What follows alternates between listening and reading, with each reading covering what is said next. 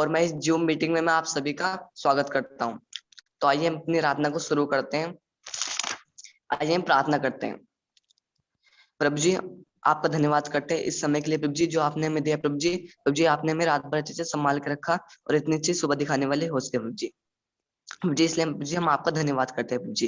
प्रभु जी, प्रार्थना करते हैं इस समय प्रभु जी इन बच्चों के लिए प्रभु जी, जो अभी प्रभु जी सॉन्ग गाएंगे प्रभु जी, बाइबल वचन बोलेंगे और प्रभु जी स्टोरी सुनाएंगे प्रभु जी। इनके लिए प्रार्थना करते हैं प्रभु जी, आप इनको बहुत आशीष देना प्रभु जी, और अच्छे से करने वाले हो सके प्रभु जी, और आपके कामों में प्रभु जी ऐसे ही आगे बढ़ते रहें प्रभु जी। प्रभु जी हम प्रार्थना करते हैं इनकी स्टडी के लिए प्रभु जी, ये अपनी पढ़ाई को भी प्रभु जी आगे अच्छे से पूरा करने वाले हो सके प्रभु जी। जो भी बीमारी परेशानी हो प्रभु जी, वो आपके नाम से ठीक हो जाए प्रभु जी, और आगे कोई भी बीमारी परेशानी ना होने पाए प्रभु जी। ऐसे प्रार्थना करते हैं प्रभु जी। प्रभु जी, आप अपना आशीष भरा हाथ हमेशा इनके सिर पर रखे रहना प्रभु जी, ऐसे प्रार्थना करते हैं प्रभु जी। प्रभु जी हम प्रार्थना करते हैं इनके पेरेंट्स के लिए प्रभु जी, आप इनके पेरेंट्स के भी साथ होना प्रभु जी, ऐसे प्रार्थना करते हैं प्रभु जी।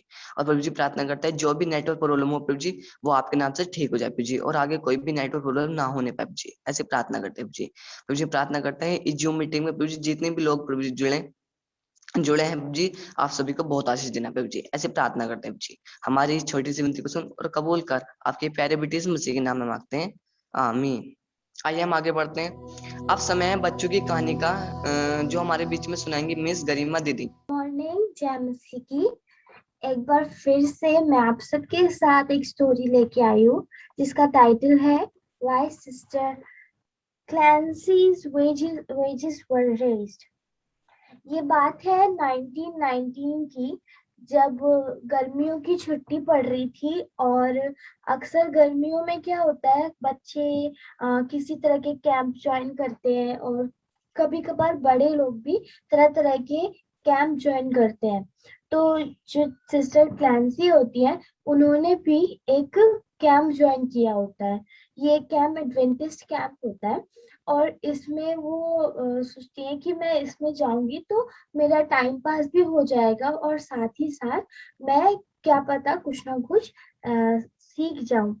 तो वहां पर इनकी मुलाकात एल्डर चार्ल्स बी हेन से होती है, जो जो कैंप होते हैं, कैंप मीटिंग का उनके हेड होते हैं।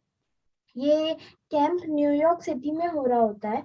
तो इससे पहले कि ये मीटिंग में काफी चीजें सीखती, ये एल्डर चार्ल्स से बोलती है कि मैं ऑलरेडी जो सच्चाई है, बाइबल की सच्चाई है, उसके बारे में मैं जानती हूँ, पर मैंने आज तक कभी उसको फॉलो नहीं किया है। तो जैसे जैसे दिन बढ़ते रहते हैं, पहले दिन दूसरे दिन, ऐसे ऐसे वो और भी ज्यादा बाइबल में और जो भी उनकी टीचिंग्स होती है उसमें इंटरेस्ट लेने लगती है। उसको अच्छा लगता है कि वो कुछ अच्छा अच्छा नया सीख रही है, जो उसने पहले कभी बाइबल में नहीं सीखा होता है। तो वो एल्डर चार्ल्स से बताती है कि मैं ऑलरेडी परमेश्वर के बारे में जानती हूँ, मैं यीशु मसीह के बारे में जानती हूँ, पर मैंने कभी जो सच्चाई है उसको इतना गहराई से नहीं जाना था। और उस दिन जब वो 10th कैंप का आखिरी दिन चल रहा होता है, तो उस दिन वो एल्डर चार्ल्स से बोलती हैं कि मुझे अच्छा लगा इस कैंप में आके, और मैं आज इस सच्चाई को ग्रहण करती हूँ कि हमारा प्रभु यीशु मसीह हम हमारे लिए क्रूस पे मरा, और उसने हमें बचाने के लिए अपनी जान दी, और आज वो एक जीवित परमेश्वर है। और वो बोलती हैं कि साथ ही साथ मैं इसको भी मानती हूँ कि जो 7वां दिन होता है वो ही परमेश्वर का ठहराया हुआ दिन, सैबत का दिन है। और वो एक और चीज बोलती है कि बाइबल में उन्होंने अब तक बहुत सी चीजें सीखी होती है, पर जैसे जैसे वो कैंप में इन्होंने बाइबल को और गहराई से जाना है, वो ये बोलती है कि बाइबल ने उनकी जो भी परेशानियां, जो उनकी कंफ्यूजन थे इतने टाइम से, वो सारे हल कर दिए हैं। तो वो काफी चीजें बताती है। और वो ये भी बोलती है कि जैसे आज आपने टाइट के बारे में बात करी, तो mister L D Charles hence वो बोलती है, क्या मुझे ये बात बिल्कुल भी नहीं समझ आ रही, क्या मुझे भी टाइट देनी चाहिए, क्योंकि मेरे पास तो कुछ भी नहीं है जो मैं टाइट के रूप में दूं। तो जो एल्डर चार्ल्स होते हैं वो बोलते हैं, आपको हाँ टाइट देनी चाहिए। बाइबल कहता है कि हमें हमारा जो भी इनकम होता है उसका 10वां हिस्सा जो है वो परमेश्वर को देना है, क्योंकि जो भी हमें मिलता है वो सब परमेश्वर की ओर से मिलता है। तो वो बोलते हैं कि ठीक है, इससे पहले आप मुझे कुछ और डिटेल में बताएं, मैं आपको अपने बारे में बताना चाहती हूँ। तो वो बोलते ठीक है, मैं सुन रहा हूँ आपकी बात, आप कंटिन्यू कीजिए। तो वो बोलती हैं कि मेरे मैंने ये सब बाइबल जो एल्डर चार्ल्स होते हैं बोलते हैं कि ये मत सोचना कि मैं खुद से बोल रहा हूँ कि आपको 10% देना चाहिए। ये बाइबल हमें खुद बताती है, बाइबल में लिखा है। तो वो बाइबल खोलकर उनको सिस्टर को दिखाते हैं। वो बोलते हैं कि मलाकी के चैप्टर में ये यहाँ पे पाया जाता है।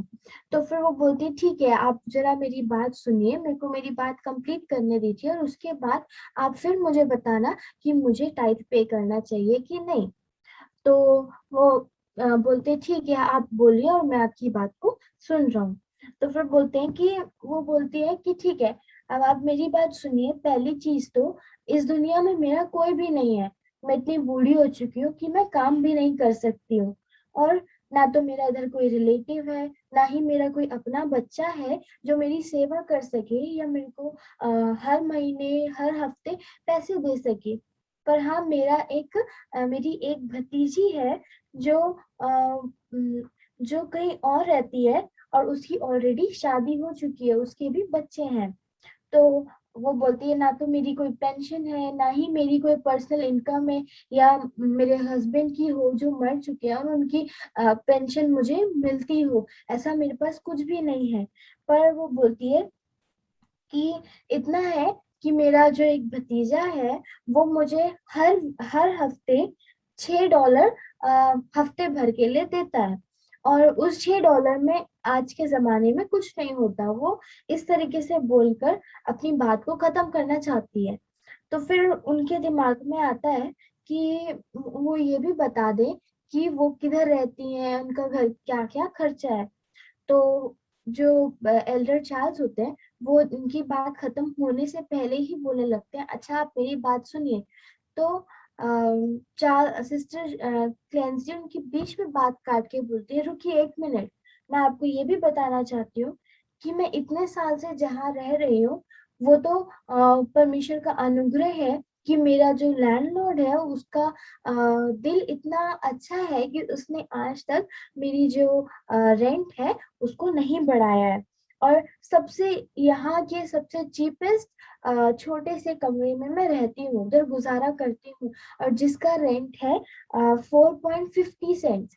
और मेरे पास $6 में से जब मैं इतना दे देती हूँ तो मेरे पास बहुत कम बचता है जिसमें मैं परमेश्वर को उसका हिस्सा दे सकूं।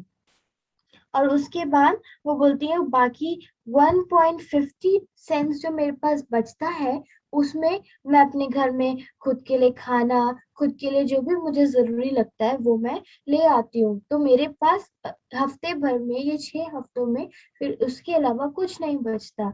और फिर वो धन्यवाद भी देती है अपने नेफ्यू का कि वो तो उसका बड़प्पन है जो वो मेरी अभी सेवा कर रहा है, और मेरे को हर हफ्ते ऐसे कुछ ना कुछ भेज देता है ताकि मैं अपना खाना पीने का देख सकूं। तो वो बोलती है ठीक है, अगर मैंने 60 सेंट्स अपने जो मेरे को मिलता है उसमें से अगर मैं 60 सेंट्स दे दूं तो मेरे पास बस 90 सेंट्स बचेगा। और 90 सेंट्स में ना तो मैं अपने कमरे का किराया दे पाऊंगी, और ना ही मैं अपने लिए कुछ खा पाऊंगी या कुछ अपने लिए बचा पाऊंगी। तो वो बोलती है अब आपने मेरी सारी बात सुन ली, और अब मुझे आप बताइए कि मुझे इन सब के बावजूद मुझे टाइप देनी चाहिए कि नहीं। तो एल्डर हेंस थोड़ी देर सोचने के बाद बोलते हैं कि आप मत दो टाइट, कोई बात नहीं, परमेश्वर हमसे फोर्सफुली टाइट नहीं मांग रहा है।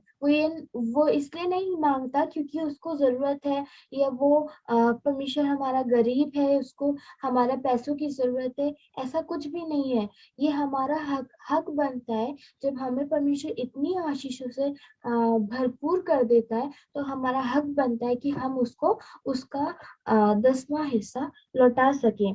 और वो बोलता है, एल्डर हैंस बोलते हैं कि कोई बात नहीं, अगर आपके पास नहीं है तो आप मत दीजिए, क्योंकि बाइबल हमें किसी भी तरीके से किसी भी बात के लिए फोर्स नहीं करती है। तो एल्डर हैंस बोलते हैं, अगर आपके पास पैसे नहीं हो कोई बात नहीं, बस आप इतना करिए कि उसकी बात मानिए, उसे प्यार करें, और उससे हर चीज में सबसे पहले रखें, उसे अपनी हर एक परेशानी डिस्कस करें। और भले ही अगर आप कुछ नहीं भी दे उसको तो कोई बात नहीं, जब आपके पास हो तब आप दे सकते हो। तो इतना कुछ बोलने के बाद वो बोलते हैं कि ये सब आप जब उसकी आज्ञाओं का पालन करोगे, उससे प्यार करोगे, तो वो ऑलरेडी हमें अपनी आशीषों से भर देगा। तो ये सब डिस्कस हो जाता है, तो सिस्टर क्लेंसी भी अपने घर चली जाती है, और एल्डर हैंस भी चले जाते हैं। कुछ टाइम बाद सिस्टर क्लेंसी चर्च में आती है, और चर्च में आने के बाद वो अपना 60 सेंट्स जो होता है वो लाकर एल्डर हैंस को देती है, और कहती है ये रहा मेरा टाइट, और आप इसको लीजिए। तो एल्डर हैंस उस पैसे को लेकर पुलपिट पे जाते हैं, और वहां पर सिस्टर क्लेंसी के नाम से वो टाइट डाल देते हैं। इतना होने के बाद एल्डर हैंस को बहुत अच्छा लगता है कि उन्होंने टाइट पे किया है। तो ऐसे ही चलता रहता है। और फिर एक दिन हर सैबत जो होता है, वो सिस्टर क्लेंसी हर सैबत आती थी और अपना टाइट, अपनी जो भी ऑफरिंग होती थी वो एल्डर हैंस को देती थी, और एल्डर हैंस फिर आगे पुलपिट पे जो भी होता है उसको ट्रांसफर कर देते हैं। वो खुद ही पूछ लेते हैं जब उनसे नहीं रहा जाता कि कितनी अच्छी बात है कि आपने ये डिसाइड किया कि आप टाइट पे करोगे। वो बोलते हैं कि आपके पास भले ही आपके पास 90 सेंट्स अभी बच रहा है, पर मुझे अंदर से बहुत खुशी मिल रही है कि आपने ये कदम उठाया है। क्या आप ठीक हो, वो हर बार पूछते हैं, क्योंकि जब जब वो 60 सेंट्स दे रही है तो उनके पास बस 90 सेंट्स बच रहा है, और उसमें वो घर कैसे चला रही है, वो रूम का रेंट कैसे दे रही है, इन सब की कभी भी कंप्लेन सिस्टर ने आकर एल्डर को उसके बाद नहीं करी। तो वो जब वो पूछते हैं तो बताती हैं कि एल्डर हैंस, आपको पता है, जब से मैंने टाइट पे करना स्टार्ट किया है तब से मेरे जो पड़ोसी हैं वो इतने प्यारे हो गए हैं कि कभी रोज कुछ ना कुछ वो मेरे लिए लेके आ जाते हैं। कोई मेरे लिए ब्रेड लाता है, तो कोई मेरे लिए वेजिटेबल्स लाता है, कोई फ्रूट्स लाता है, और किसी न किसी तरीके से वो मुझे हर दिन मदद कर देते हैं। और इतनी अच्छी बात है कि मेरा जो नेफ्यू है, उसकी सैलरी बढ़ जाने की वजह से उसने अब मुझे $6 देने की बजाय मुझे उसने $10 देने का वादा किया है, और अगले हफ्ते वो मुझे $10 भेज रहा है। तो ये बात सुन के वो इतनी ज्यादा खुश हो जाते हैं एल्डर हेंस की सचमुच इनकी जिंदगी में कितना बड़ा काम काम हुआ है। तो फिर वो बोलती है कि मैं अब सच में भरोसा करती हूँ परमेश्वर, जहाँ बाइबल कहती है कि परख कर देखो यहोवा कैसा भला है। और सच में वो कितना भला है कि हमारी हर एक परेशानी, हमारी हर एक चीज को वो जानता है, और उसे किस तरीके से पूरा करना है ये भी उसको पता है। तो ये सिस्टर क्लेंसी की कहानी और एल्डर हेंस की कहानी से आज हम क्या सीख सकते हैं? हम इससे काफी चीजें सीख सकते हैं कि बाइबल हमें बताती है सबसे पहले तो कि हमारा परमेश्वर कितना फेथफुल है।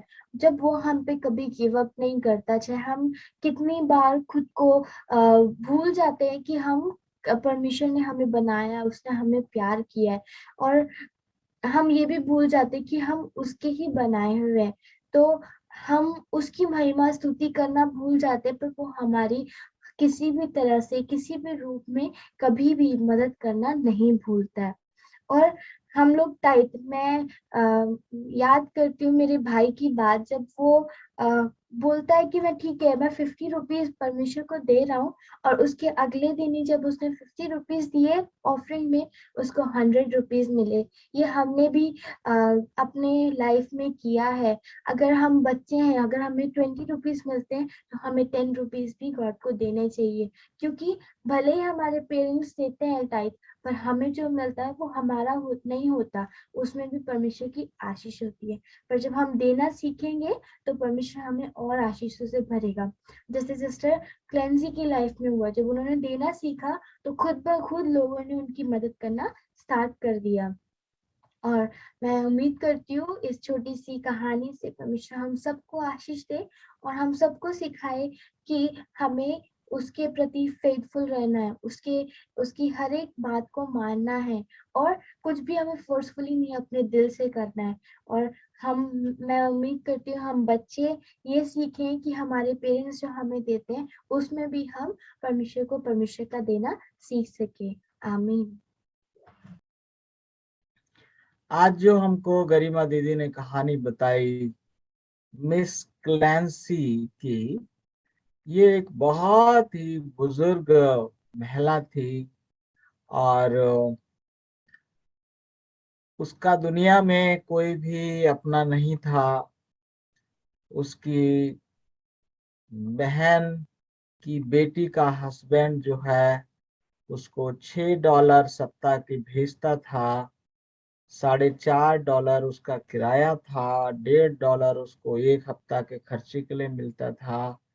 जब उसको पता चला कि जो कुछ हमें मिलता है उसका 10वां हिस्सा परमेश्वर के लिए पवित्र है, और उसने देने का फैसला किया, तो उसके पड़ोसी और तमाम लोगों के दिल उसके प्रति दया से भर गए, और उसे कुछ ना कुछ ला कर देने लगे। कोई दूध ले आता, कोई ब्रेड ले आता, कोई मक्खन ले आता, कोई सब्जी ले आता, कोई फल ले आता, और इस तरह से उसका जो 90 सेंट्स मतलब $1 से कम बचता था, वो सप्ताह भर के लिए हो जाता था। ये कहानी क्योंकि मेरे डिपार्टमेंट से मिलती जुलती है, तो जब गरिमा बता रही तो मैंने पहले ही इसको पढ़ा हुआ था, मुझे बहुत अच्छा लगा।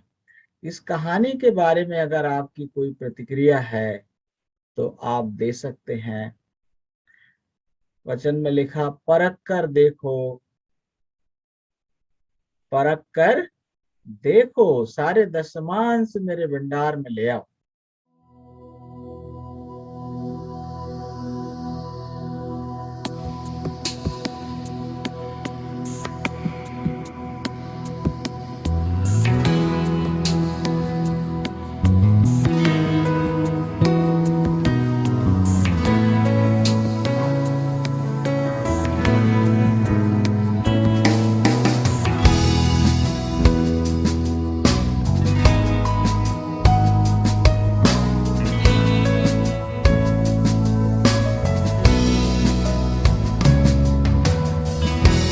आसमां से